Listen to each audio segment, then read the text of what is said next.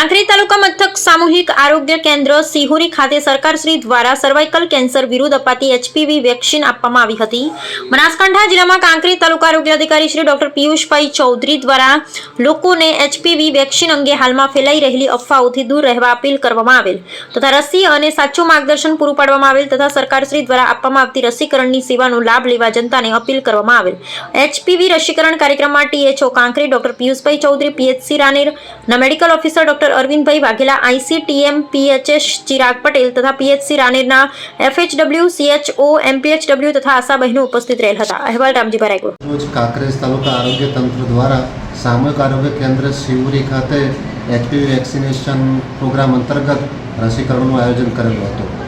આ રસીકરણની અંદર ફક્ત આપણે જેના 14 વર્ષ કિશોરીના પૂરા થયા હોય અને જેમણે 15મો પોતાનો જન્મદિવસ મનાવ્યો ના હોય એવી તમામ કિશોરીઓને આપણે પ્રિવેન્ટિવ રૂપે HPV વેક્સિન અહીંયા આપવામાં આવે છે।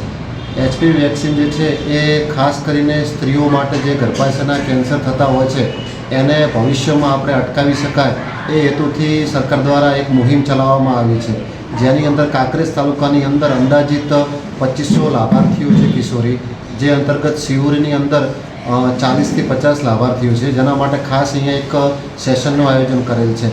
મીડિયાના માધ્યમથી ખાસ તમામ જનતાને એક સંદેશો આપવા માગું છું કે જે હાલ સોશિયલ મીડિયામાં કે બીજા લોકો દ્વારા જે ગેરમાન્યતાઓ ફેલાવવામાં આવી રહી છે HPV વેક્સિનને લઈને, એ તમામ ગેરમાન્યતાઓથી દૂર રહી અને પોતાના ઘરની અંદર જે પણ કિશોરી કે દીકરી જેની ઉંમર 14 વર્ષની પૂરી થઈ ગઈ હોય અને 15મું વર્ષ એનું ચાલુ હોય તો સરકારશ્રી દ્વારા જે નિઃશુલ્ક રસી આપવામાં આવે છે અને જેના દ્વારા સર્વાઇકલ કેન્સર એટલે કે ગર્ભાશયના મુખના કેન્સર સામે 85% જેવી લડત લડી શકાય છે। તેવી તમામ કિશોરીઓને આપણે આ 90 દિવસની અંદર આવરી લઈએ એવી તમામને હું અપીલ કરું છું। જય હિન્દ।